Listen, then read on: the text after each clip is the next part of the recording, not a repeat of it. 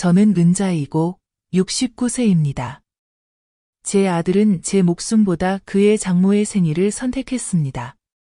저는 구급차에 실려 급히 병원으로 갔고 그날 밤 집을 팔았습니다. 다음 날 아침 그들은 아무것도 없는 집에 돌아왔습니다.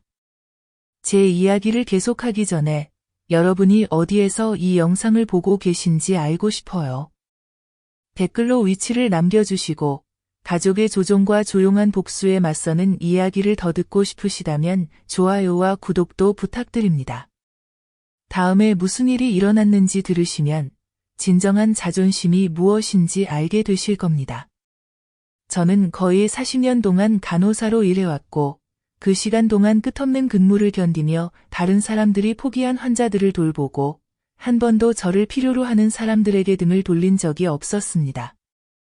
하지만 제 인생에서 처음으로 도움이 필요했던 순간 제 아들은 망설임 없이 저를 외면했습니다. 3년 전 남편이 세상을 떠난 후 저는 제 이름으로 구입한 집으로 이사했고 그 집은 제 상속금과 수년간의 저축으로 전액 지불한 곳이었습니다. 그러나 제 아들과 며느리는 한 푼의 집세나 공과금도 내지 않으면서 마치 자기 집처럼 여기고 육아와 집안일, 경제적 지원까지 제가 당연히 해야 할 의무인 것처럼 기대했습니다.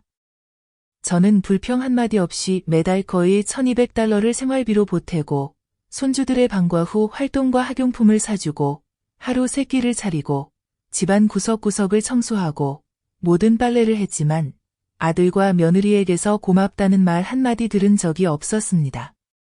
오히려 며느리는 매달 수천 달러를 자기 어머니에게 보내면서 저를 구식이고 짐스럽다고 했습니다. 그날 아침 가슴이 짓누르는 듯한 통증을 느꼈을 때 간호사로 일하며 익힌 경험으로 곧바로 심근경색이 임박했다는 걸 알았습니다. 하지만 도움을 요청하는 제 말을 아들은 과민 반응이라고 무시했고 며느리는 자기 어머니의 60번째 생일 파티가 제 노인성 통증보다 훨씬 중요하다고 했습니다. 그들은 기분 좋게 파티 복장으로 집을 나섰고 저는 거실에서 혼자 숨을 헐떡이며 의식을 잃지 않으려 애쓰며 땀을 뻘뻘 흘렸습니다. 마침내 택시 회사를 겨우 불러 병원에 갔습니다. 제 가족 중 어느 누구도 제 목숨을 앰뷸런스 탈 가치가 있다고 생각하지 않았으니까요. 병원에서 담당 의사는 제가 경미한 심근경색을 겪었고 조금만 더 늦었으면 치명적일 수 있었다고 말했습니다. 그 말을 듣고 저는 제 아들과 며느리가 제가 그 집에서 혼자 죽어도 상관하지 않았을 거라는 냉혹한 깨달음을 얻었습니다. 담당 간호사가 가족이 방문할지 조심스럽게 물었지만 저는 특별한 행사가 있다고 둘러댔습니다. 사실은 그들은 제 아들을 혼자 키워낸 엄마의 책임을 져버리고 저를 저녁 파티에 밀어넣은 것이었습니다. 그날 밤 병원 침대에서 낯선 이들이 제 가족보다 더 많은 연민을 보여주는 걸 보며 저는 제 인생 전체를 저를 이용 가치가 있을 때만 소중하게 여기는 사람들을 위해 희생하며 살아왔다는 걸 깨달았습니다. 그리고 다시는 그런 굴욕을 당하지 않기로 결심했습니다. 몇 시간 뒤 퇴원하며 휴식과 스트레스 금지 서류에 서명했지만 저를 하녀처럼 여기는 사람들과 한 집에 있는 한 쉴 수 없다는 걸 알았습니다. 그래서 아무도 눈치채지 못할 만큼 치밀하고 완벽한 탈출 계획을 조용히 세우기 시작했습니다. 그날 밤 식탁에 앉아 그들이 돌아오길 기다리며 그들이 즐기는 파티와 값비싼 음식, 그녀의 어머니와 나누는 웃음소리를 상상했습니다. 그들은 그녀의 어머니를 위해 매년 수천 달러짜리 명품과 스파 여행을 보내면서 제 생일엔 편의점 $3짜리 케이크 하나를 건넸다는 사실을 떠올렸습니다. 자정이 넘어 그들이 술과 비싼 향수 냄새를 풍기며 집에 돌아왔고 제 건강을 대충 묻더니 곧 파티로 얼마나 피곤했는지 내일 볼 일이 있으니 아침 일찍 밥을 해달라는 요구로 바뀌었습니다. 그 순간 저는 그들을 가족이 아니라 자기 집도 아닌 곳에서 너무 오래 머무른 세입자처럼 보기 시작했습니다. 오랜 세월 제 노동과 돈을 누리면서도 저를 무시하고 쓸모없는 존재로 취급한 사람들이었습니다. 저는 잠겨있던 서랍에서 모든 서류를 다시 확인했습니다.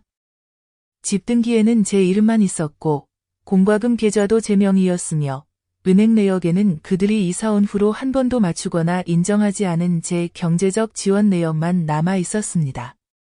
그들이 친구를 초대할 때마다 저에게 보이지 말라고 했던 순간 그녀의 어머니의 우아함을 칭찬하며 저를 구시대 유물로 취급했던 대화, 제 건강 문제를 귀찮다며 조용히 있으라고 했던 모든 순간이 떠올랐습니다.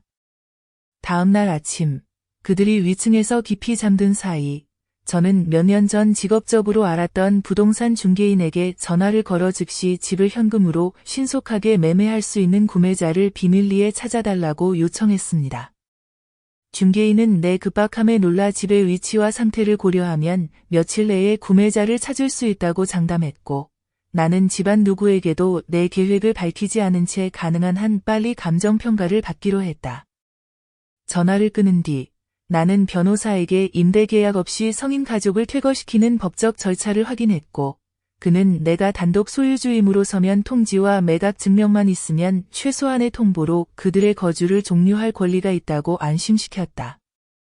이어서 나는 재정상담가에게 연락해 집 매각 대금을 아들과 그의 아내, 그리고 연결된 가족 계좌가 접근할 수 없는 안전한 계좌로 이체할 준비를 요청했다. 내가 수십 년간 모은 모든 돈을 그들의 당연하다는 듯한 손길로부터 지키기 위해서였다.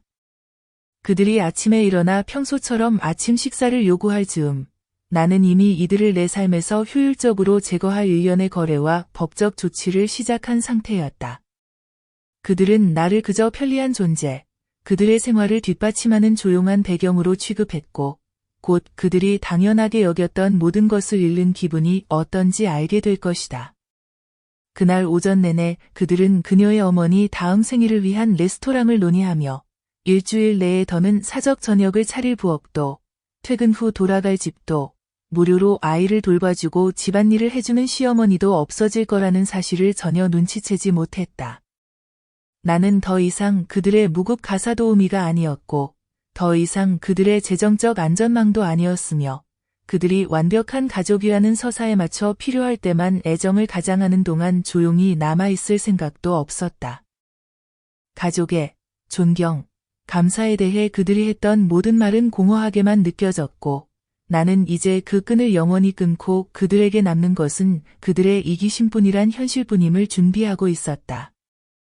그날 밤 침대에 누워 천장을 바라보며 나는 슬픔도 후회도 느끼지 않았고 다만 수년간의 무시와 깔봄 속에서 빼앗긴 존엄을 되찾겠다는 차분한 결의만이 남아있었다. 내가 생명을 걸고 싸울 때 그들은 내가 과장한다고 했고 쓰러지기 일보 직전에 택시를 부르라고 했으며 내가 명의자인 집에서 머물 수 있음에 감사하라고 했다. 곧 그들은 잠긴 현관문 앞에 서서 자신들이 잃은 것이 무엇인지 너무 늦게서야 깨닫게 될 것이다. 나는 혼자 키운 아들의 배신도 견뎌냈다. 이제 그와 그의 아내를 내가 내 집에서 느꼈던 만큼이나 집 없는 처지로 만들 계획을 실행할 힘도 있었다. 이건 더 이상 복수가 아니었다. 생존과 존중의 문제였다. 그리고 나는 그 두 가지를 반드시 되찾을 생각이었다. 그들이 얼마나 충격을 받든 상관없이. 나는 지난 3년간 매일 새벽에 일어나 아침과 도시락을 준비했다. 내 은퇴를 희생해 그들을 보이지 않는 하녀처럼 섬겼지만 단 한 번도 고마움을 들은 적이 없었다.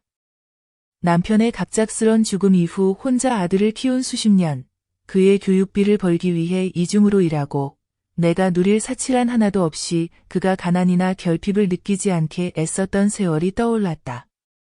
아들이 어릴 때 밤새 유니폼을 꿰매고 학교 행사에 쓸 간식을 굽고 아플 때마다 손을 잡아주던 기억도 생생했다. 그런데 이제 그 아들은 아내의 어머니 생일에 $100짜리 케이크와 전용룸을 예약해야 한다는 이유로 내가 심장마비 의심으로 죽다 살아난 날조차 전화 한 통 하지 않았다. 3년 동안 며느리의 깔보는 말투를 견뎠다. 내 수십 년 경력을 구식 헛소리라며 무시하면서도 그녀는 매달 수천 달러를 자기 어머니에게 보내고 진짜 가족은 최고의 보살핌을 받아야 한다고 자랑했다. 나는 매달 $1,000 넘게 집안 생활비를 보탰고 손주들의 과외와 피아노 레슨도 기꺼이 지불했다. 그러나 그녀는 자기 어머니의 용돈으로 명품 가방과 스파를 즐기면서 내게는 고마움의 말 한마디 없었다. 몇 시간씩 정성 들여 차린 내 음식을 구식이라 비웃으며 개걸스럽게 먹어치우는 모습을 보고도 참았다. 그들은 그녀의 어머니만을 가족의 자랑이자 존경의 상징으로 여기며 나는 단지 의무감에 억지로 받아들여지는 구시대의 유물로 취급했다. 가족 모임이나 행사에도 필요할 때만 나를 끼워주었고 그마저도 늘 뒤편에서 하인처럼 머물게 했다. 이중 잣대는 명확했다. 그녀의 어머니가 감기에 걸리면 병원에 데려가고 비싼 보약을 사며 휴가까지 냈지만 내 의료적 위기는 귀찮은 일로 치부하며 외면했다. 나는 그들의 눈에 내가 어머니도 할머니도 인간도 아닌 완전히 고장 나 버릴 때까지 착취하다가 버려도 되는 자원일 뿐이었다는 사실을 뼈저리게 깨달았다. 그날 아침 그들이 그녀의 어머니를 위한 더욱 호화로운 축하 계획에 대해 아무렇지 않게 이야기하는 동안 나는 집 매매를 위한 체크리스트를 검토하며 중개인과 변호사와의 약속을 확인했고 내가 그들이 상상했던 것보다 훨씬 빠르게 움직였다는 사실에 조용히 스스로를 칭찬했다. 그들은 나를 느리고 약하며 하찮은 존재로 여겼지만 나는 수백만 원대의 부동산 매매를 성사시키고 48시간도 안 되어 새 거주지를 확보했으며 그들의 의심을 사지 않고 나를 과소평가한 것이 결국 그들의 몰락이 될 것임을 증명했다. 그날 오후 부동산 중개인은 보험 목적으로 집을 점검한다는 명목으로 도착했고 나는 침착하게 그를 안내하며 내가 무급으로 관리해온 집의 완벽한 상태를 그가 빠뜨리지 않도록 꼼꼼히 확인했다. 내 아들과 며느리가 늦은 저녁 집에 돌아왔을 때쯤 나는 이미 집매매와 그들이 결코 초대받지 못할 고급 콘도 구입에 대한 예비 계약서에 서명했고 부엌 식탁에 앉아 영원히 떠날 때 가져갈 물건 목록을 작성하고 있었다. 그들은 그녀의 어머니와의 저녁 식사를 떠올리며 레스토랑의 전속 셰프와 비싼 와인에 대해 웃고 떠드느라 내 침착한 태도나 내 손 아래 숨겨진 서류에는 전혀 신경 쓰지 않았다. 내가 그들이 요청한 야식까지 내어주며 고개를 끄덕였을 때도 마찬가지였다. 그들이 아무런 감사의 말도 없이 더럽힌 식기를 치우며 나는 그들이 혈연은 신성하다 며 그녀의 어머니가 최고의 대접을 받아야 한다고 이야기하는 것을 들었지만 분노는 없었고 오직 자신들의 이기적 안락함밖에 모르는 사람들에게 가족에 대한 충성심이란 아무 의미가 없다는 사실을 받아들인 이해의 단호함만이 남아있었다. 잠자리에 들기 전 마지막으로 은행 계좌를 확인하고 모든 돈이 안전하게 보호되도록 이체를 마쳤으며 일주일 내에 이삿짐 업체가 내 짐을 가져가도록 예약했다. 남은 가구와 가전제품은 모두 내가 구입한 것이니 아들과 며느리가 더 이상 소유권을 주장할 수 없도록 기부하거나 폐기해도 된다고 명시했다. 변호사는 내가 최종 매매 계약서에 서명하는 즉시 퇴거 통보가 법적으로 유효해질 것이라 확인해 주었고 나는 며느리의 얼굴에 떠오를 표정을 상상하며 조금의 망설임도 느끼지 않았다. 그 우아하다는 그녀의 어머니도 수년간의 잔혹함과 배은망 덕의 대가로부터 그녀를 구해줄 수 없다는 사실을 깨닫게 될 테니까. 그들이 내가 숨도 제대로 쉴 수 없을 때 과장한다고 비웃었던 일, 내 건강 걱정을 조롱했던 일, 내 생명보다 파티를 택했던 일을 떠올리며 곧 아이들과 짐을 들고 집 밖에 서서 그녀의 어머니에게 좁은 빈방을 구걸할 궁리를 하게 될 그들을 생각하니 오직 만족감만이 남았다. 그들은 내가 갈 곳이 없어 결코 떠나지 않을 거라 여겼지만 내가 40년간 공들여 쌓아온 투자와 저축을 전혀 몰랐다. 그 돈이면 남은 평생 누구에게도 의지하지 않고 넉넉하게 살 수 있었다. 그날 밤 나는 방에 홀로 앉아 서류 위에 손을 포개며 이것이 복수가 아니라 내 인생에서 유령처럼 취급받고 청구서나 대신 내주거나 바닥을 닦을 때만 가치 있는 존재로 여겨졌던 삶에서 벗어나는 해방임을 스스로 되새겼다. 아래층에서 들려오던 웃음소리와 잔 부딪히는 소리는 그들이 내 상태나 하루, 감정에 대해 한 번도 묻지 않은 채 잠자리에 들면서 점차 사라졌고 나는 마지막으로 그들이 내 가족이 아니라 이미 오래전에 내 충성심과 사랑을 포기한 이방인임을 확인했다. 마침내 눈을 감았을 때 두려움도 망설임도 슬픔도 없었고 오직 내 손으로 지은 집에서, 내 평생의 노동으로 마련한 집에서 다시는 굴욕당하지 않으리라는 확신만이 있었다. 나는 간호사였고, 아내였으며, 어머니였고, 할머니였지만, 그들에게 나는 투명인간이 되었고, 곧 그들 역시 투명인간도 충분히 사라질 수 있다는 것을 알게 될 것이다. 다음 날 아침도 지난 3년간의 다른 날과 다름없이 가족 중 누구보다 먼저 일어나 자신들의 편안함과 편의를 위해 집안일에 단 한 번도 손을 보태지 않은 이들을 위해 아침과 도시락을 준비하는 것으로 시작했다. 기계처럼 식사를 준비하며 병원에서 2번 근무를 마치고도 서류 작업을 끝내느라 밤늦게까지 버틴 세월, 내 아들에게 인생의 모든 기회를 주기 위해 잠과 개인 시간을 희생했던 세월을 떠올렸다. 그리고 이제 그 아들은 노쇠한 여자의 관심 끌기 위한 과장된 투정이라며 내 치명적인 증상조차 무시한 뒤 내 건강을 조금도 신경 쓰지 않는 삶을 살고 있었다. 그녀의 어머니의 지난 생일은 고급 레스토랑에서 수백만 원을 쓰며 음식, 술, 선물로 치장한 호화로운 행사였지만 내 생일은 편의점에서 산 1인용 케이크 하나로 퉁쳐졌고 그마저도 그들의 평소 커피값보다 싸게 치러졌다. 그들은 그녀의 어머니의 세련됨과 우아함에 대해 마치 그녀의 존재만으로도 자신의 사회적 지위가 높아지는 것처럼 자랑스럽게 이야기했다. 반면 나는 수십 년의 간호 경험에서 비롯된 조언을 하거나 사실상 혼자 키우고 있는 손주 양육에 대해 대화를 시도할 때마다 구식이고 고집스럽고 시대에 뒤떨어진 사람으로 반복해서 묘사되었다.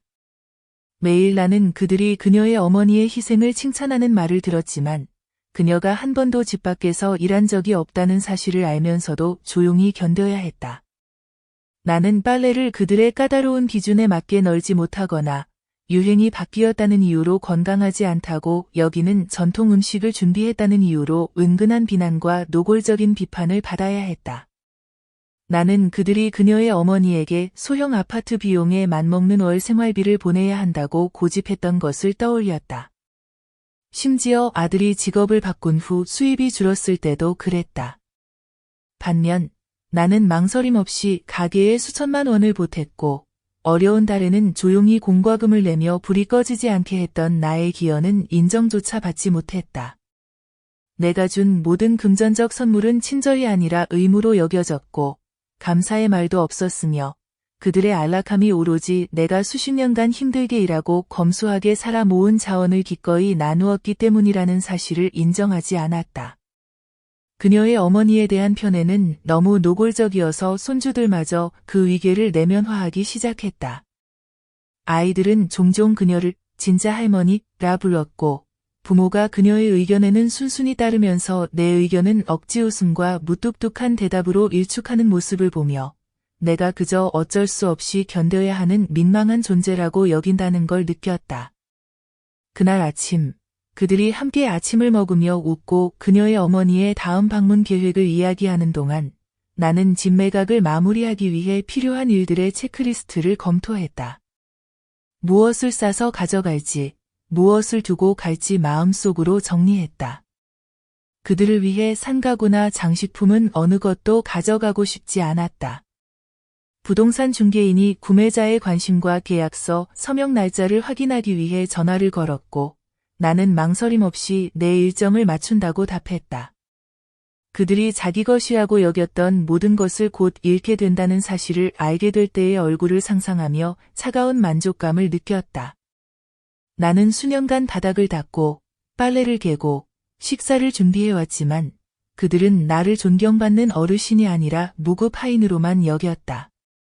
나는 집에 재정적으로, 정서적으로, 육체적으로 아무런 기여도 하지 않은 그들을 내쫓는 일을 꾸미면서도 전혀 죄책감을 느끼지 않았다. 오후가 되자 이삿짐 센터에 연락해 내 짐을 조용히 옮겨달라고 예약했다. 남은 가구와 가전제품은 모두 기부하거나 필요에 따라 처분하라고 지시했다.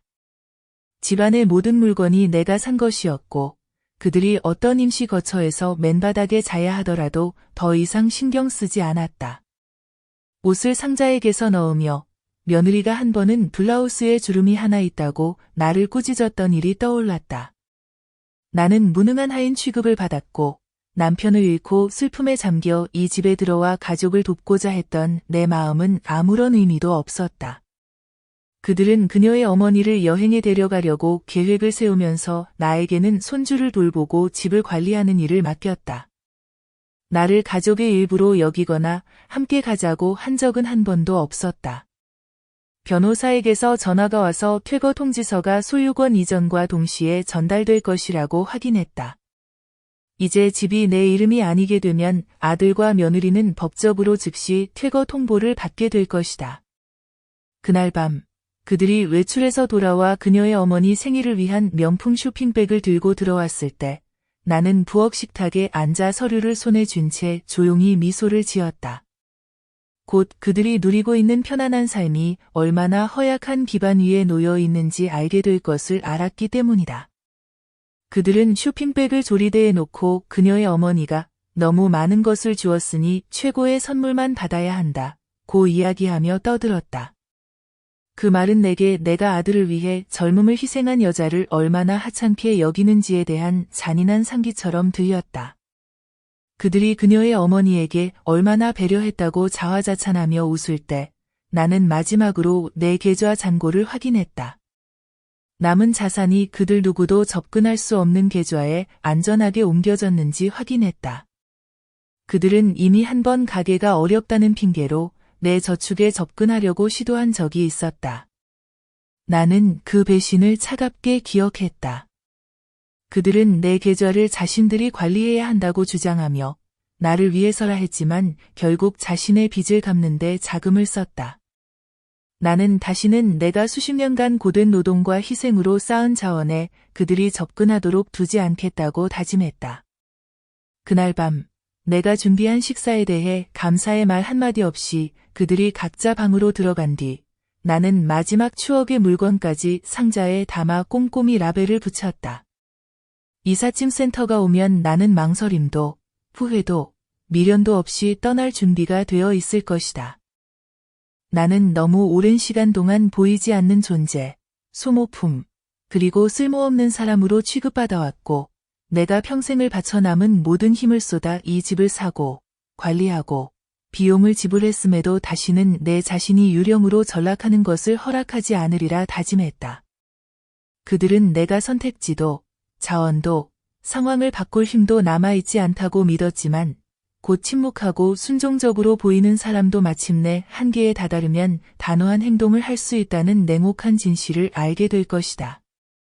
매매 계약을 마무리한 다음 날 아침, 나는 평소처럼 집안 식구들보다 먼저 일어나 기계적으로 그들의 아침 식사를 준비하며 그들이 한 번도 임대료를 내거나 집 유지에 의미 있게 기여한 적 없이 자신들의 집이라 주장해온 이 집에서 쫓겨나기까지 며칠이 남았는지 조용히 계산했다. 수년간 내 삶을 규정해온 일상을 부엌에서 반복하며 나는 그들의 편안함을 위해 새벽에 일어나며 며느리에게 무능한 골칫거리 취급을 받고 내가 수십 년의 노력과 희생으로 이 집을 일궜다는 사실은 무시당했던 수많은 아침을 떠올렸다. 아들의 잘못된 진로 선택으로 수입이 줄었을 때 아이들이 부족함을 느끼지 않도록 조용히 집안 살림을 도왔지만 그들은 내 관대함의 구식 가치관과 쓸모없는 경험이라는 비아냥으로 보답했고 내 평생의 노력을 그들의 현대적이고 자기중심적인 삶에서 부끄러운 각주로 전락시켰다. 아침 식사를 내주면서 그들은 값비싼 레스토랑에서 며느리 어머니의 생일 저녁 계획을 이야기했고 내가 이사 온 후 내 모든 생일에 쓴 비용을 합친 것보다 1인당 더 비싼 메뉴에 아무렇지 않게 동의하는 모습을 들으며 며칠 후면 그들이 그런 계획을 세울 식당조차 없다는 사실을 스스로 상기시켰다. 그들이 며느리의 어머니에게는 선물과 애정을 아끼지 않으면서 나에게는 밥을 차려주거나 빨래를 개거나 아이들을 돌봐주길 원할 때만 존재를 인정하고 주말에는 육아가 힘들다며 불평하며 나에게 의존했던 위선을 외면할 수 없었다. 며느리 어머니가 미열이 있을 때는 구급차를 부르고 번갈아 곁을 지켰으면서 내가 거실 바닥에서 가슴을 부여잡고 숨을 헐떡일 때는 정말 위험하다면 택시를 부르라고 했던 기억이 생생했다. 내가 예상치 못한 빚을 갚아주고 학비를 대주고 세탁기가 고장났을 때 새로 사주었던 모든 경제적 희생은 당연한 의무로 여겨졌고 집의 모든 공간이 내 소유임에도 그들과 함께 산다는 이유로 내가 빚을 진 것처럼 생각했다. 며느리가 친구와 통화하며 전통적이고 고집스러운 시어머니와 공간을 나누는 게 지겨우니 내가 요양원에 들어가길 바란다고 말하는 것을 우연히 들은 적도 있었다. 그날 오후 나는 이삿짐 업체와 세부 사항을 확인하며 최종 인도 이틀 전 이른 아침에 조용히 와달라고 요청했고 남은 가구는 기부하도록 조치해 아들과 며느리가 무슨 일이 일어났는지 깨닫기도 전에 집이 비워져 새 주인을 맞을 준비가 되도록 했다. 변호사와도 다시 연락해 소유권 이전과 동시에 모든 법적 통지서가 전자와 등기로 전달되도록 확인해 그들이 퇴거를 이의 제기하거나 출발을 미룰 여지를 남기지 않았다. 저녁이 되어 그들이 거실에서 TV를 보며 또 한 번 며느리 어머니의 작은 기념일을 배달음식으로 축하하는 동안 나는 내 저축에서 내 이름으로만 접근 가능한 계좌로 자금을 모두 이체해 그들이 퇴거 후에도 죄책감을 이용해 나에게 의존하려 해도 절대 손댈 수 없게 만들었다. 나는 오랜 세월 무례함을 참고 견디는 것이 가족의 평화를 위한 대가라고 믿었으나 그들의 평화란 내 완전한 침묵과 순응, 그리고 존중이나 감사도 바라지 않는 일방적 지원임을 너무 늦게 깨달았다. 그들이 내가 준비한 저녁 식사에 형식적인 감사 인사조차 없이 2층으로 올라간 뒤 나는 가장 중요한 서류와 소지품을 상자 하나에 담아 문 옆에 두고 이 집에 감정적으로 매이게 할 물건 하나도 남기지 않겠다고 다짐했다. 그들은 내가 나이와 충성심에 갇혀 이 역할을 영원히 계속할 것이라 믿었지만 곧 내 결의를 얼마나 과소평가했는지 그리고 그들의 권리의식이 얼마나 쉽게 무너질 수 있는지 알게 될 것이다. 나는 그들이 일이 벌어진 후에는 내 이기심을 탓하며 자신들을 피해자로 여기겠지만 내가 내 행복과 건강을 희생하며 그들의 삶을 떠받친 세월을 결코 인정하지 않을 것임을 생각했다. 그들은 오랫동안 내 존재를 당연하게 여겨왔기 때문에 내가 떠난다는 생각조차 한 번도 해본 적이 없었고 그녀의 어머니 생일 축하를 마치고 돌아와 자기들의 열쇠가 더 이상 자물쇠에 맞지 않는다는 사실을 알게 되는 순간이야말로 처음으로 자신들의 냉담함을 직면하게 되는 때일 것이다.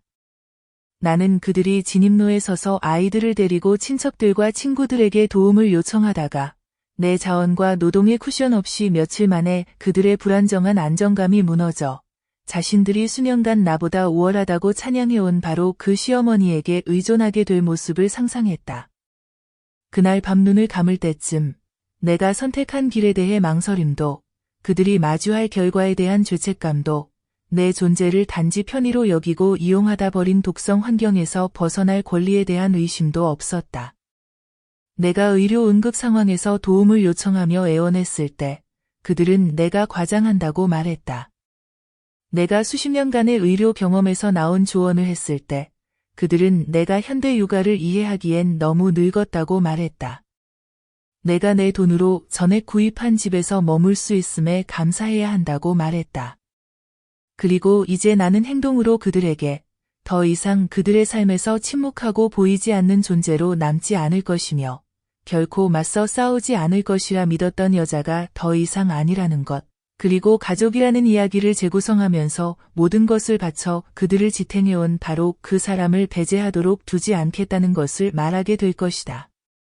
그들은 약하고 구식이라 무시당한 사람조차 한계를 넘어서면 그들이 소중히 여기는 모든 것의 붕괴를 촉진하는 계기가 될 수 있음을 배우게 될 것이다.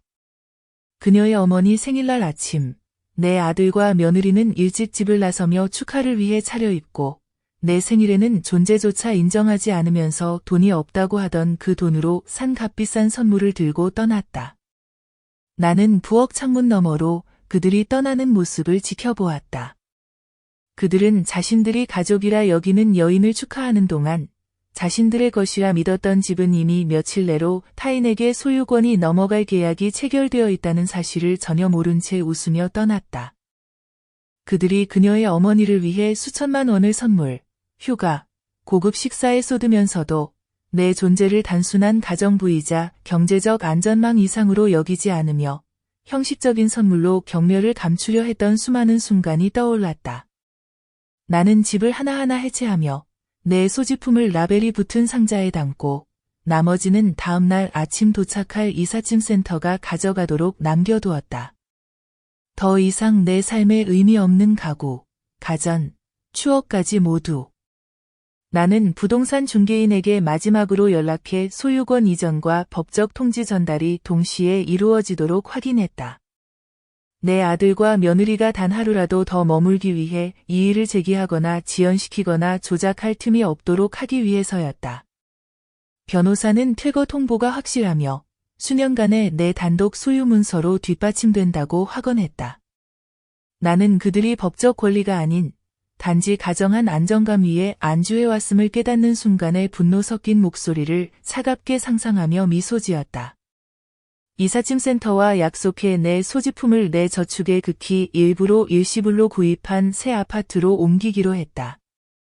그곳은 그들의 권리의식, 무례, 끝없는 요구가 다시는 내 평화를 침해하지 못할 안전하고 은밀한 공간이었다. 마지막 상자를 정리하며 며느리가 친구들에게 내가 혼자서는 살 수 없을 만큼 의존적이며 진짜 가족은 존중받아야 한다. 며 자기 어머니는 결코 짐처럼 대하지 않을 거라고 자랑하던 말을 엿들었던 굴욕이 떠올랐다. 그 말은 당시 내게 칼처럼 꽂혔지만 이제는 이들과의 마지막 끈을 끊겠다는 결심에 불을 지폈다. 손주들이 학교 행사에 그녀의 어머니만 초대하라는 말을 들었을 때의 혼란스러운 얼굴도 떠올랐다. 나는 조용히 배제당했지만 점심을 싸주고 숙제를 도와주고 아플 때 돌봐주었던 사람이 바로 나였다. 아들과 며느리의 위선은 시간이 갈수록 더 분명해졌다. 그들은 그녀의 어머니가 사소한 질병에도 사설 병원에 모시고 가고 수입 보조제와 고가 치료를 아끼지 않았지만 나는 심장마비가 의심될 때조차 저녁 약속이 방해된다고 택시를 직접 불러야 했다. 나는 시계를 여러 번 확인하며 모든 계획이 일정대로 진행되고 있는지 점검했다. 그들이 그날 밤 늦게 축하를 마치고 돌아왔을 때 집은 그들의 둔감한 눈에는 변함없어 보이겠지만 실제로는 더 이상 법적으로도 현실적으로도 그들의 것이 아님을 알고 있었다. 늦은 오후, 나는 떠날 모든 준비를 끝냈다. 그들이 기대하던 저녁 식사만 습관적으로 식탁에 차려두었을 뿐 의무감이 아닌 마지막 배려였다. 내가 준비한 마지막 식사, 내 노력을 당연하게 여기고 내 존재를 불필요하다 여긴 가족을 위해 내가 마지막으로 차려준 식사였다. 나는 그들이 방문할 때마다 그녀의 어머니의 요리 솜씨를 칭찬하면서도 수십 년간 간호사로서 수백 명의 환자들의 식단을 관리해온 내 경험에도 불구하고 내 식사는 건강하지 않고 구식이라고 비난하던 것을 기억했다. 그리고 나는 다시는 이 부엌의 하인처럼 들어서지 않아도 된다는 생각에 조금도 슬프지 않았다. 집의 매매와 자금이체를 확인하는 서류가 변호사로부터 보안 이메일로 도착했고 나는 주저없이 서명하여 평생의 땀과 희생으로 구입한 집과의 법적 연결을 완전히 끊는 과정을 마무리했다. 나는 모든 공과금 계좌가 내가 떠난 후 해지되도록 정리하여 수년 만에 처음으로 아들과 며느리가 직접 서비스 계약을 해야 하도록 했고 더 이상 내가 그들의 삶의 모든 세부 사항을 조용히 처리하지 않게 했다. 마지막으로 집안을 한 바퀴 돌며 나만의 의미가 담긴 작은 기념품만 챙기고 그들의 요청으로 구입했던 모든 물건은 두고 나왔다. 이제 그들은 갑작스러운 상황에서 머물 곳을 찾을 수 있다면 가구와 가전제품을 스스로 사야 할 것이다. 내가 재정관리권을 넘기지 않자 그들은 나를 고집스럽고 구식이라고 부르며 가정의 효율성을 위해 자신들에게 맡기는 것이 낫다고 주장했지만 이제 그들은 자신들이 무한정 요구할 수 있다고 믿었던 자원에 접근할 수 없을 때 얼마나 삶이 엉망이 될지 깨닫게 될 것이다. 해가 지자 나는 포장한 상자를 문 옆에 두고 다음 날 아침 입주 날짜를 확인하기 위해 콘도미니엄 관리인에게 마지막 전화를 걸었다. 아들과 며느리가 무슨 일이 일어났는지 깨닫기도 전에 안전하게 이사할 수 있도록 하기 위해서였다. 집이 팔렸고 자물쇠가 바뀌었으며 그들의 소지품이 들고 갈 수 있는 개인 물품만 남았다는 사실을 알게 되면 내 휴대전화에 쏟아질 전화와 메시지를 생각했지만 나는 내 유용함에만 조건을 둔 사랑을 증명한 사람들의 연락 시도에 단 한 번도 응답하지 않기로 결심했다. 그들은 내가 나이 들고 혼자이고 경제적으로 의존한다고 생각해 결코 떠나지 않을 거라 믿었지만 이제 자신들이 틀렸다는 것을 알게 될 것이다. 내가 그토록 무시당했던 바로 그 여자가 그들의 완벽한 삶을 해체했다는 사실을 알게 될 때 말이다. 나는 이것이 복수가 아니라 생존이고 악의가 아니라 자기 보호임을 상기했다. 그리고 수년간의 특권의식과 무관심, 노골적인 잔인함으로 자신들에게 초래한 결과를 경고할 의무도 느끼지 않았다. 그들은 여러 번 그녀의 어머니만이 가족이라고 분명히 했고 나는 단지 의무일 뿐이었다. 이제 그들은 주거, 경제적 지원, 육아까지 모두 그녀의 어머니에게 의지해야 할 것이다. 나는 더 이상 그들의 가사도우미도, 무급부모도, 그들이 만든 어지러움을 치우고 무심한 모욕을 견뎌내는 보이지 않는 여인도 아니며 나를 소모품으로 여긴 사람들을 위해 내 건강과 행복을 희생하지 않을 것이다. 내일 아침 그들은 하룻밤 사이에 사라진 안락함, 안전 속에서 깨어날 것이고 수년 만에 처음으로 자신들이 한 번도 인정하지 않았던 어머니의 조용한 뒷바라지 없이 스스로 서야 한다는 것이 무엇인지 깨닫게 될 것이다. 다음 날 아침 이삿짐센터가 도착했을 때 나는 이미 모든 이사 절차를 확인했고 아들과 며느리는 입주 이후 단 한 번도 임대료나 공과금을 내지 않고 당연하게 여겼던 모든 편의가 사라진 빈집에 돌아오게 될 것이다. 나는 내 소지품이 꼼꼼하게 트럭에 실리는 것을 감독하며 오직 벽과 바닥만 남기라고 지시했다. 그들이 내 희생을 의미 없는 것으로 여겼던 가족이 빈집에서 마주하게 하기 위해서였다. 집에서 상자가 하나씩 나갈 때마다 나는 불평 없이 끝없이 일하고 경제적으로 보탬이 되어 주었지만 결코 인정받지 못했던 삶과의 마지막 연결이 끊어지는 듯했다. 나는 그들의 요리사, 청소부, 보모, 경제적 버팀목이었지만 그들의 눈에는 내 쓸모 외에는 아무런 가치도, 노년의 어머니라는 정체성 외에는 아무것도 없었다. 그들은 내가 남은 인생을 아들을 키운 대가로 그들에게 바쳐야 한다고 믿었고 이제는 다른 여자의 가족을 내 생존보다 선택한 아들을 위해서였다. 마지막 상자가 나가고 나는 이삿짐센터의 서류에 서명하고 새 콘도미니엄의 배송 지시를 확인했다. 내가 도착할 즈음이면 아들과 며느리는 그녀의 어머니 생일을 축하하는 저녁 식사에서 돌아올 것이다. 그들이 내 존재를 인정하는 데 쓴 돈보다 그 식사 한 번에 더 많은 돈을 썼을 것이다. 부동산 중개인은 소유권 최종 이전이 완료되었고 전자 퇴거 통지서가 아들과 며느리에게 발송되었음을 확인해 주었다. 그들이 부재중의 삶이 해체된 사실을 알게 되었을 때 어떤 유해나 항소의 순간도 없도록 하기 위해서였다. 나는 떠난 직후 자물쇠를 즉시 교체하도록 조치해 집을 한 번도 구입, 관리, 유지에 단 한 푼도 기여하지 않았으면서도 영원히 자기 것이라고 믿었던 그들에게 다시 들어올 기회를 남기지 않았다. 나는 아무 쪽지도, 설명도, 사과도 남기지 않았다. 오직 빈집과 그들이 너무 늦게 발견할 법적 서류들만이 남았다. 그 서류들은 그들이 수년간 외면해온 현실을 상기시켜 줄 것이다. 그들은 그녀의 어머니를 찬양하며 나의 가치를 매번 말과 행동, 그리고 나를 배제한 재정적 결정으로 깎아내렸다.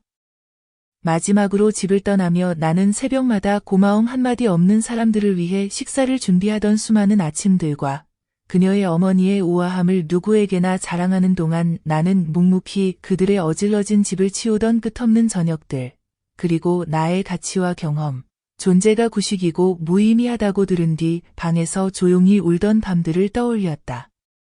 그들은 내가 절대 떠나지 않을 거라 믿었다.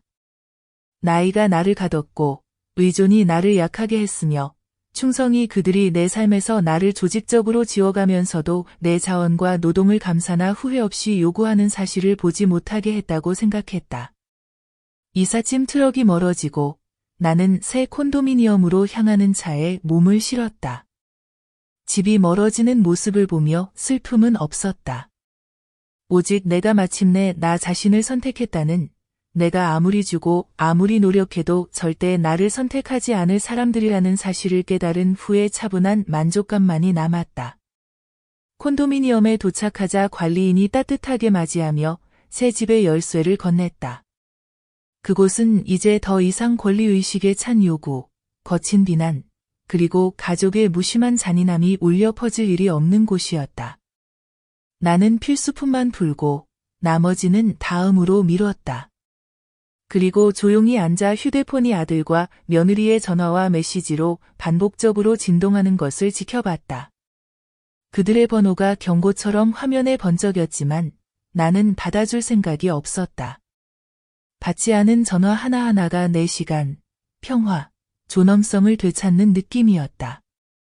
내가 나 자신보다 그들의 필요를 앞세웠던 수년, 그 사이 그들은 또 다른 여자의 안락과 행복을, 내 아들의 생명을 홀로 가난과 슬픔, 희생 속에서 키워온 내 삶보다 더 우선시했다. 그들이 그날 밤 아이들과 함께 집에 돌아와 남은 음식과 명품 쇼핑백을 들고 하루의 사치를 풀어놓으려 할 때, 그 집은 이제 더 이상 그들의 것이 아니고 오직 잠긴 문과 침묵만이 남아있다는 사실을 알게 될 것이다. 그들은 내가 원래 내 것이었던 것을 되찾았다며 나를 이기적이라 비난하겠지만 정작 그들의 이기심이 수년간 나를 짐과 뒷전에 밀어넣었던 내 집에서 내 자율성을 되찾게 했다는 아이러니는 보지 못할 것이다. 그들은 나를 배신자라 비난하겠지만 정작 내가 바닥에 쓰러져 숨조차 쉬지 못할 때조차 그녀의 어머니 생일 준비에 바빠 내 고통을 외면했던 그 순간 그들이 내 신뢰를 배신했다는 사실은 컨비니언틀이 잊을 것이다. 그들은 설명과 사과, 두 번째 기회를 요구하겠지만 나는 아무것도 내어주지 않을 것이다. 이미 그들의 권리의식이 내 용서를 또 다른 무책임한 학대의 면허로 여긴다는 걸 증명했기 때문이다. 저녁이 다가오자 나는 휴대폰을 완전히 꺼버리고 차 한 잔을 들고 앉아 있었다. 그들이 자물쇠가 바뀌고 가구가 사라지고 남은 짐은 아침에 그녀의 어머니 파티에 가져간 것뿐이라는 사실을 깨달으며 충격과 혼란, 불안에 휩싸일 것을 생각해도 내 마음은 흔들리지 않았다. 그들은 피는 물보다 진하다며 내가 그녀의 어머니만큼 가깝지 않다는 이유로 나를 소홀히 한 것을 정당화했지만 이제 그들은 그 피의 유대를 시험해봐야 할 것이다. 나에게 기대했던 보살핌과 지원을 이제 그녀에게서 받아야 하니까? 그들은 한때 내가 집에 머무는 것이 행운이라고 했었다. 이제는 자신들이 내 집에서 자리를 잃는 것이 어떤 의미인지 뼈저리게 알게 될 것이다. 말이 아닌 빈방과 정밀하게 전달된 법적 통지서라는 부정할 수 없는 현실이 그들을 가르칠 것이다. 그들은 내가 항상 기다리며 그들의 식사를 차려주고 빨래를 개고 내 저축으로 그들의 수입을 보태줄 거라 믿었다. 하지만 이제 그들이 무력하다 치부했던 여자가 조용히 실행한 계획이 그들에게 남은 것은 서로와 자신들의 냉혹함뿐이라는 사실을 깨닫게 할 것이다. 나는 다시 한번 스스로에게 상기시켰다. 이것은 복수가 아니라 해방이고 잔인함이 아니라 정의이며 악의가 아니라 그들이 나에게서 빼앗으려 했던 존엄을 지키기 위한 필연적인 조치임을. 그들은 내 생명보다 그녀의 어머니 생일을 선택했다. 이제 그들이 내 등에 얹어 세운 삶에서 남은 것은 내가 존재하지 않았던 척한 세월의 대가로 결코 그들의 것이 아니었던 집에 잠긴 문뿐이다. 밤이 깊어가자 나는 아들과 며느리가 파티에서 돌아오는 모습을 상상했다. 또 한 번 그녀의 어머니의 우아함과 관대함, 그리고 그녀를 위해 쓴 수천만 원의 값어치를 자랑하며 만족과 웃음으로 가득 차 있을 그들. 그러나 그들을 수년간 아무런 인정도, 감사도 없이 지탱해온 여인의 노동을 단 한 번도 생각하지 않은 채였다. 나는 그들이 값비싼 남은 음식과 부티크 쇼핑백을 들고 집에 도착하는 모습을 상상했다. 그러나 앞문은 열리지 않고 그들의 열쇠는 몇 시간 전에 바꿔놓은 자물쇠 때문에 무용지물이 되어 그들이 다시는 초대받지 않은 채 자신들의 것처럼 여겼던 공간에 들어올 수 없게 되었음을 알게 된다. 그들은 내가 그 집의 주인이라는 사실을 무시하며 내 소유권을 무의미하게 여겼다. 나는 그들이 집이 텅 비어 있고 가구와 가전제품, 그리고 그들이 당연하게 여겼던 모든 편안함의 흔적이 하나도 남지 않은 것을 발견했을 때 어떻게 반응할지 생각했다. 차가운 바닥과 메아리치는 벽만이 남아 그들이 내 삶의 기반을 세운 사람에게 보였던 수년간의 무관심과 권리의식의 침묵의 증인이 되어준다. 그들은 내가 나이 때문에 갇혀있고 의무에 얽매여 있으며 자신들의 마지못해 허락해준 존재 허락 없이는 살아남을 수 없다고 생각했기 때문에 내가 떠날 것이라 한 번도 믿지 않았다. 그들이 느끼던 안정감은 내 무급 노동과 경제적 지원에 의해 지탱된 환상이었고, 이제 그 환상은 단 하루 만에 무너져 그들 스스로의 이기심과 무관심이 자신들이 건드릴 수 없다고 여겼던 모든 것을 잃게 했음을 마주하게 되었다. 나는 그들이 휴대폰을 이리저리 뒤지며 놓친 메시지나 경고를 찾으려 할 것을 상상했다. 하지만 그런 것은 애초에 존재하지 않았다. 나는 내 것을 되찾는 데에 아무런 설명도, 평생의 침묵의 종살이 대신 자유를 선택한 것에 대한 사과도 그들에게 비치지 않았기 때문이다. 아들은 아마 가장 먼저 전화할 것이다. 믿을 수 없음과 점점 커지는 공포가 섞인 목소리로 그의 아내가 내가 결코 내 권리를 주장하지 않을 것이라고 확신했던 것이 단지 오만함에 불과했다는 사실을 깨닫게 될 것이다. 그 실수로 인해 이제는 내 존재라는 완충제 없이 자신들의 선택의 결과를 마주해야 한다. 나는 내 옆 탁자 위에서 끝없이 진동하는 휴대폰을 집어들지 않았다. 수년간 나를 무시했던 사람들이 자기 안락이 위협받자 얼마나 빠르게 내 존재를 기억하는지 일깨워주는 전화와 메시지들이 계속 들어왔다. 그들의 메시지는 물결처럼 쏟아졌다. 이해를 구하는 간청, 설명을 요구하는 명령, 교묘하게 포장된 잔인함에 대한 비난, 모두 이 순간에 이르기까지 내가 견뎌온 침묵의 세월과 그들이 그녀의 어머니의 파티를 내 삶보다 우선시했을 때 넘지 말아야 할 선을 넘었다는 사실을 얼마나 이해하지 못하는지 보여주는 증거였다. 그들은 내가 소유한 집에서 하녀, 보모, 현금 인출기처럼 취급받는 것에 대해 한 번도 내 기분을 물어본 적이 없으면서도 이제는 역할이 바뀌어 그들의 무관심으로 내가 집을 잃었다면 결코 받아들이지 않았을 질문에 답을 요구한다. 나는 그들이 어떻게 자신들을 피해자로 포장하려 애쓸지 생각했다. 내가 수년간 그들의 자녀에게 부족함이 없도록 하고 모든 청구서를 제때 내고 내가 과로와 정서적 방치로 점점 약해지면서도 집을 항상 깨끗하게 유지해왔다는 사실은 무시한 채 말이다. 그들은 아이들에게 그녀의 어머니만이 축하받을 가치가 있는 할머니라고 가르쳤고 학교 행사와 가족 사진에서 나를 배제하면서도 내가 집에 남아 그들이 돌아올 음식을 준비하길 기대했다. 이제는 그들 스스로 아이들에게 왜 돌아갈 집이 없는지 설명해야 할 것이다. 응답하지 않은 각 전화는 나의 독립선언이고 무시한 메시지 하나하나는 수년간의 굴욕, 무시, 그리고 가족이라는 이름 아래 외면당한 나의 기여에 대한 작은 정의의 실현이었다. 나는 그들의 삶에서 내 자리가 내 유용성에 달려있다고 수차례 들어왔고 이제 나는 스스로를 완전히 제거해 그들이 내가 매일 아무런 대가 없이 제공하던 보이지 않는 지원 없이는 얼마나 취약했는지 깨닫게 했다. 그들은 그녀의 어머니가 많은 희생을 했으니 최고의 대우를 받아야 한다고 말했지만 내 평생의 이타심에 대해선 경멸만 돌아왔다.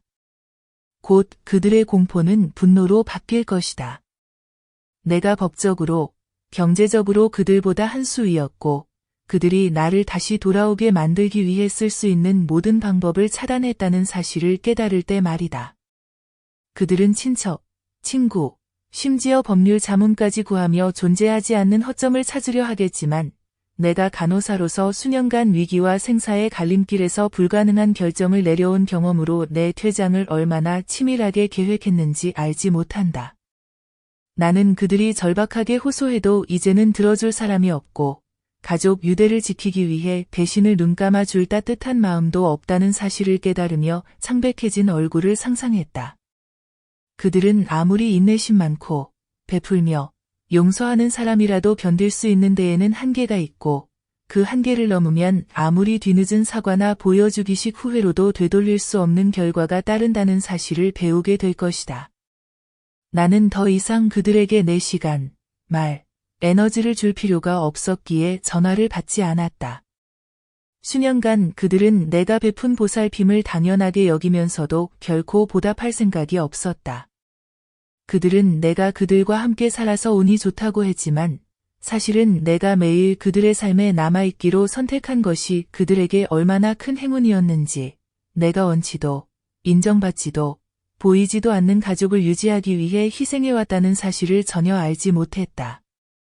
이제 그들은 나의 지원도, 나의 존재도, 나의 노동도 없이 미래를 마주해야 했고, 그녀의 어머니가 지닌 세련된 예절과 사교적 품위가 갑자기 부당하게 누리던 안락함을 잃고 쫓겨난 가족을 위한 주거를 마련하는 데는 아무런 도움이 되지 않는다는 사실을 깨닫게 될 것이다. 수시간 동안 아무도 받지 않은 전화가 마침내 조용해졌을 때 나는 쌓여가는 메시지를 확인하고 싶은 마음이 전혀 들지 않았다. 이미 그 내용이 뻔했기 때문이다. 변명, 비난, 그리고 내게 한 번도 진심 어린 친절을 베푼 적 없이 언제나 더 많은 것을 기대했던 사람들의 필사적인 흥정뿐임을 알았기 때문이다. 그들은 내가 이미 너무나 많이 용서했기에 언제나 또 용서하리라 믿었지만 용서는 무한하지 않으며 내 용서도 그들의 당연시하는 태도와 무관심의 무게에 이미 오래전에 바닥났다는 사실을 이해하지 못했다. 이것은 복수가 아니라 내가 한때 사랑받는 가족과 함께 소중한 추억을 쌓고자 꿈꾸었던 집에서 내 가치가 깎이고 내 기여가 무시되고 내 인간성이 부정당한 세월의 자연스러운 결과였다. 그들은 내 삶보다 그녀의 어머니 생일을 선택했고 이제 그들은 내 조용하고 끝없는 헌신으로 유지되어 온 삶을 다시 세우기 위해 고군분투하며 매일 그 선택을 기억하게 될 것이다. 내가 떠난 뒤 며칠 동안 지인들과 이웃들로부터 간접적으로 소식을 들었다. 내 아들과 며느리가 집으로 돌아왔지만 이미 자물쇠가 바뀌었고 그들이 무한히 누릴 수 있다고 여겼던 가구, 가전제품, 안락함은 하나도 남지 않은 텅 빈 집을 발견했다는 이야기였다. 그들은 한 푼도 내지 않고 구입이나 유지에 일절 기여하지 않았으면서도 모든 것이 자기 것이라 여겼다. 그들은 몇 시간 동안 차도에 서서 내 번호로 필사적으로 전화를 걸고 아이들은 왜 집에 들어갈 수 없냐고 묻는 가운데 충격에 휩싸인 채 어찌할 바를 몰랐다고 들었다. 나는 그들의 얼굴에 떠오른 충격을 상상했다. 약하고 의존적이라고 무시했던 여자가 이제는 그들이 결코 이해하지도 되돌릴 수도 없는 정밀함으로 그들을 자신의 삶에서 지워버렸다는 사실을 깨달았을 때의 모습 말이다.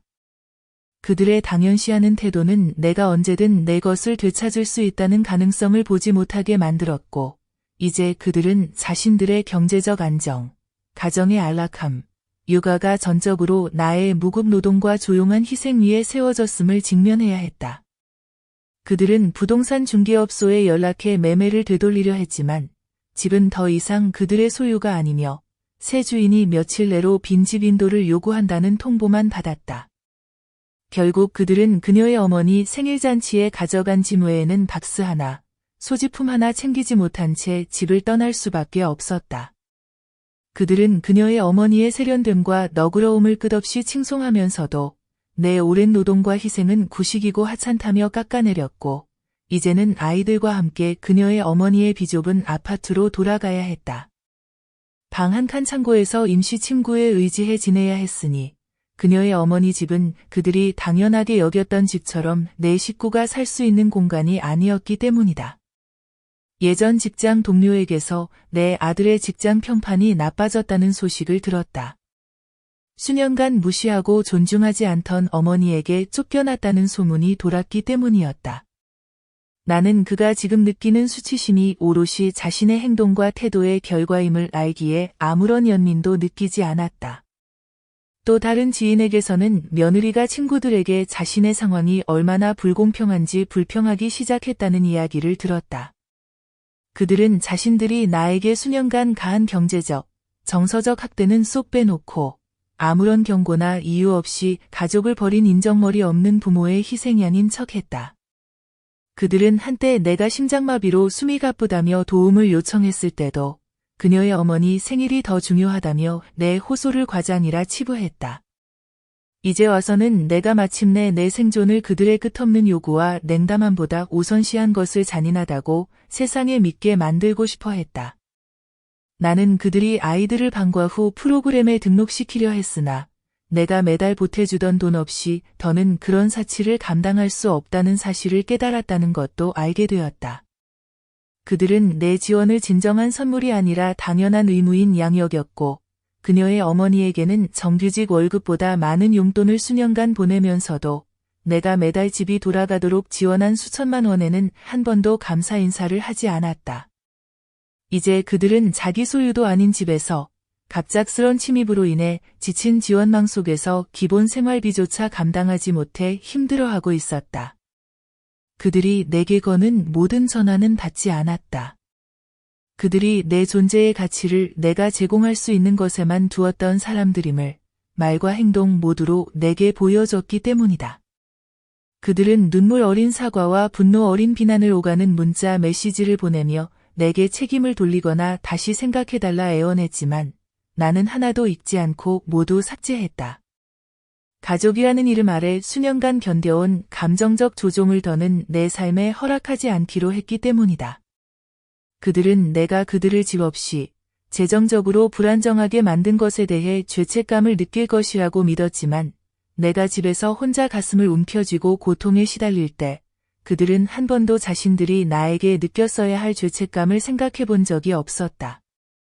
그들은 내 침묵을 약함으로, 내 인내를 동의로, 내 충성을 의무로 착각했고 이제는 가장 인내심 많고 헌신적인 사람조차도 한계를 가지고 있으며 그 한계를 넘으면 다시는 회복되거나 용서받을 수 없다는 사실을 마주해야 했다.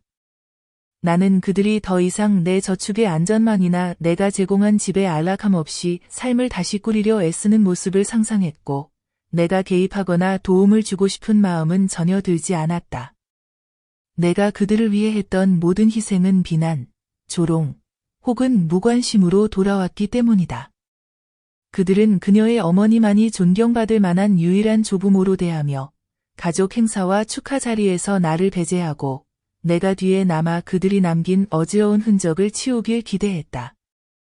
이제 그들은 너무 좁아 그들의 부풀어진 권리의식을 감당할 수 없는 공간에서 환영받지 못하는 손님으로 그녀의 어머니의 집에 살아야만 했다. 나는 그 과밀한 아파트에서 불편함과 긴장이 쌓여가는 모습을 상상했다. 한때 우아함의 표본으로 받들어진 그녀의 어머니는 더 이상 내가 조용히 보태주지 않는 한 유지할 수 없는 생활 수준에 익숙해진 딸과 사위를 부양하는 데 지쳐가고 있었다. 나는 그들이 날마다 관계에서 존중과 감사가 선택이 아니라 필수임을, 그리고 둘 다 사라지면 아무리 헌신적인 부모라도 남은 자존심을 지키기 위해 결국 떠날 수밖에 없다는 것을 배우게 될 것이라 생각했다. 이것은 복수가 아니라 나를 단지 이용할 자원으로만 여긴 사람들을 위해 평생을 희생한 자연스러운 결과였다. 나는 그들이 스스로의 방치와 이기심으로 자초한 고통을 덜어줄 책임을 느끼지 않았다. 그들은 내 생명보다 그녀의 어머니의 생일을 선택했고 이제는 매일 밤 비좁고 빌린 공간에서 한때 아무 데가 없이 그들의 세계를 지탱해주던 나의 가치를 왜 그렇게도 보지 못했는지 곱씹으며 살아가게 되었다. 그들의 퇴거 후 몇 주 동안 내 휴대전화에는 아들과 며느리의 전화와 메시지가 계속해서 도착했다. 그들은 절박한 사과와 변화에 대한 공허한 약속, 그리고 내가 사소한 불만 때문에 그들의 가족을 파괴했다는 분노 어린 비난을 번갈아 보냈다. 그들이 보낸 메시지 하나하나가 내가 침묵을 유지할 결심을 굳히게 만들었다. 그들의 말에는 내가 수년간 건강, 재정, 행복을 희생하며 그들의 가정을 유지해온 사실에 대한 인정이 전혀 없었고 돌아오는 것은 비난, 무시, 그리고 정서적 방치뿐이었기 때문이다. 전 이웃에게들은 바에 따르면 그들은 여러 차례 집에 돌아가서 진정으로 소유한 적도 없는 물건을 가져가게 해달라고 새 집주인에게 애원하고 아무런 기여도 하지 않은 집에서 자녀들이 자라야 한다고 주장했다고 한다. 새 집주인들은 법적 소유권과 계약상 의무를 이유로 그들의 요청을 거부했고 내 이름이 더 이상 그들이 함부로 다루던 집에 붙어 있지 않은 세상에서는 그들의 권리가 아무런 힘도 없다는 현실을 아들과 며느리는 직면해야 했다. 오래된 동료에게서 들은 바로는 아들은 지인들에게 중재를 부탁하며 자신이 버림받고 배신당한 충실한 아들인 것처럼 꾸며냈지만 나를 아는 이들은 내가 매번 경제적, 개인적 위기에서 묵묵히 아들을 도와준 세월을 기억하고 있어 그의 이야기는 곧 무너졌다. 그들은 내가 언젠가는 당연히 자기들 차지가 될 거라 여긴 집에서 그들을 내쫓은 것이 불안정하고 비이성적이었다고 남들에게 말했지만 내가 거의 죽을 뻔한 밤에 그들이 그녀의 어머니의 안락과 행복을 내 생존보다 우선했다는 사실은 편리하게도 빼놓았다. 그들은 이제 노쇠한 그녀의 어머니와 비좁은 공간에서 살아야 한다며 동정을 구했고 그녀의 어머니는 2명의 어린 손주로 인한 소음과 혼란에 점점 지쳐가며 그들의 존재에 인내심을 잃어가고 있다고 전해졌다. 그녀의 어머니는 2개의 침실밖에 없는 아파트에 4식구를 들이는 것이 얼마나 힘든지 은근히 말하기 시작했고 며느리는 자신이 우상처럼 여겼던 여성이 내가 수년간 아무 망설임 없이 제공했던 지원과 배려를 해줄 수 없거나 해주지 않을 것임을 깨달아야 했다. 아들의 직장 평판은 계속 나빠졌고 동료들은 그가 어머니를 너무 심하게 대우해 결국 어머니가 아들과 가족을 완전히 끊어냈다는 소문을 속삭였다. 가족에 대한 존중이 여전히 미덕으로 여겨지는 사회에서 그는 은혜를 모르는 무책임한 사람으로 낙인 찍혔다. 서로 아는 사람들을 통해 며느리의 사회적 모임도 점점 거리를 두기 시작했다는 소식을 들었다. 그녀가 어머니에게 의존하고 시어머니를 잔인함과 특권의식으로 내쫓았다는 인식 때문에 더 이상 세련됨과 가족적 가치를 대표하는 인물로 여겨지지 않게 되었기 때문이다. 내가 아무런 반응을 보이지 않은 채 시간이 흐를수록 그들의 절박함은 커져만 갔지만 그럼에도 그들은 자신들의 몰락이 스스로 자초한 결과임을 여전히 깨닫지 못했다. 오랜 세월 나를 뒷전으로 여기며 자신들의 이익을 위해 내 에너지와 자원을 모두 쥐어짜온 당연한 결과였다. 손주들이 사랑과 사과의 메시지가 적힌 손수 만든 팻말을 들고 있는 사진을 보내왔지만 나는 그런 행동에 흔들리지 않았다. 그 아이들에게 내가 그들의 삶에서 제외되어도 된다고 가르친 어른들이 오어키스트레이티드한 제스처였기 때문이다. 나는 그들이 내게 생일 파티, 학교 행사, 가족 나들이에서 나를 제외시키고 나는 뒤에 남아 청소하고 요리하고 경제적 지원을 했던 일들을 떠올렸다.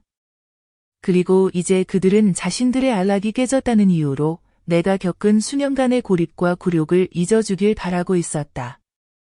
그들은 한때 내게 그녀의 어머니만이 세련되고 우아하다, 유일하게 중요한 조부모라고 말했지만 이제 4명의 추가 인원이 제한된 자원과 인내를 소진시키는 공간에서 세련됨이 무조건적인 지원과는 다르다는 것을 직접 배우고 있었다. 그들의 호소는 점점 절박해졌고 확장가족 중 누구도 그들을 받아주거나 도와줄 의사가 없다는 사실을 깨닫게 되자 그들은 이제 자신만의 삶이 있고 내가 그들에게 감사도 받지 못한 채 요구받았던 수준의 지원을 해줄 수 없는 여성의 선의에 의존하게 되었다. 나는 그들이 과소비에 대한 내 우려를 무시하고 비상시에 대비해 저축하라는 내 조언을 듣지 않았으며 경제적 독립을 고집하는 나를 비웃던 일을 떠올렸다. 이제 그들은 청구서가 쌓이고 예전의 생활이 더 이상 꿈꿀 수 없는 기억이 되면서 그 오만함의 대가를 치르고 있었다. 그들은 변하겠다고 약속하며 내가 평화롭게 살 수 있도록 도와주기만 하면 잃어버린 안정을 되찾게 해주겠다고 메시지를 보내왔지만 나는 그 말이 공허하다는 걸 알았다. 수년간 같은 특권의식과 조종의 패턴을 지켜봐왔고 그들의 당장 필요한 것이 채워지면 언제나 약속은 깨졌기 때문이다. 나는 응답하지 않기로 했다. 이제는 침묵만이 내 존엄을 지키고 가족이라는 명목 아래 내 친절함을 더 이상 착취당하지 않게 하는 유일한 방법임을 깨달았기 때문이다. 그들은 한때 가족의 유대와 부모의 의무를 이야기하며 죄책감으로 나를 굴복시킬 수 있다고 믿었지만 이제는 아무리 인내심 많고 헌신적인 부모라도 자기 보존이 남은 책임감을 능가하는 순간이 온다는 사실을 깨닫게 되고 있었다. 나는 평생 일한 뒤 휴식과 회복을 원한다는 이유로 이기적이라 비난받았던 일을 떠올리며 지난 3년을 규정지었던 끊임없는 요구와 비난, 감정적 소진에서 벗어난 새 집에 앉아 아무런 죄책감도 느끼지 않았다. 그들은 내 삶보다 그녀의 어머니 생일을 택했고, 이제 내 사랑과 희생을 무한하고 무조건적이며 당연한 것으로 여긴 대가를 치르고 있었다. 몇 주가 몇 달로 이어지는 동안 나는 침묵을 유지했고, 내 사랑은 무한하고 인내심은 결코 깨지지 않을 것이라 믿었던 아들과 며느리로부터 절박함, 분노, 가식적 겸손이 뒤섞인 전화와 메시지가 쏟아져도 답하지 않았다. 서로 아는 사람을 통해 들은 바로는 처음에는 도와주겠다며 나섰던 그녀의 어머니가 내 가족의 존재로 조용했던 삶이 깨지고 한정된 자원이 예상치 못한 방식으로 소진되면서 점점 지쳐가고 있다는 소식이었다. 그녀의 어머니는 스트레스 속에서 건강이 악화되기 시작했고 며느리는 한때 나를 비웃으며 하찮게 여겼던 돌봄의 책임을 떠맡게 되었다.